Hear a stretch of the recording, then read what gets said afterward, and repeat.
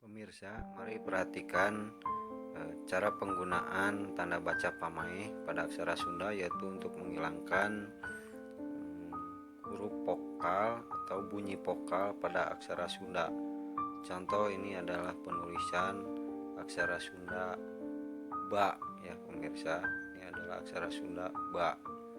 Nah, berikutnya ini adalah aksara Sunda na, ya, huruf aksara Sunda na. Nah, ini adalah aksara Sunda na. Nah, kita perhatikan bagaimana penempatan atau penggunaan tanda baca pamaih, ya pemirsa. Aksara Sunda tanda baca pamaih, ya. Ini cara penggunaannya. Ini adalah aksara Sunda ba, ya. Nah, tanda baca pamaih itu yaitu untuk menghilangkan bunyi vokal pada huruf aksara Sunda, ya. Nah, isi tanda baca pamaih pemirsa pada aksara Sunda na ini, ya. Kalau ada tanda baca pamaih ini, vokalnya a ini akan hilang, jadi tinggal n saja, ya pemirsa.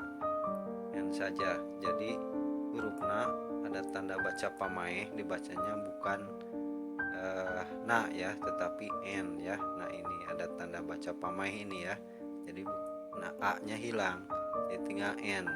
Jadi ini ba, jadi ban, ya. Jadi bukan bana tapi ban. Contoh lagi pemirsa, perhatikan cara penempatan atau penggunaan tanda baca pamaih. Ini adalah aksara Sunda da, ya pemirsa. Nah, berikutnya ini adalah misalnya aksara Sunda na, ya, na, gitu kan, cara penulisan.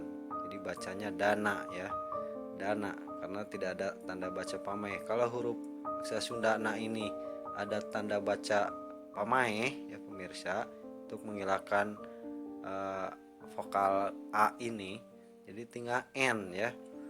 Jadi misalnya di depannya ada aksara Sunda da, ya, sebelumnya ini da. Nah, ini da, ya pemirsa. Jadi bacanya dan.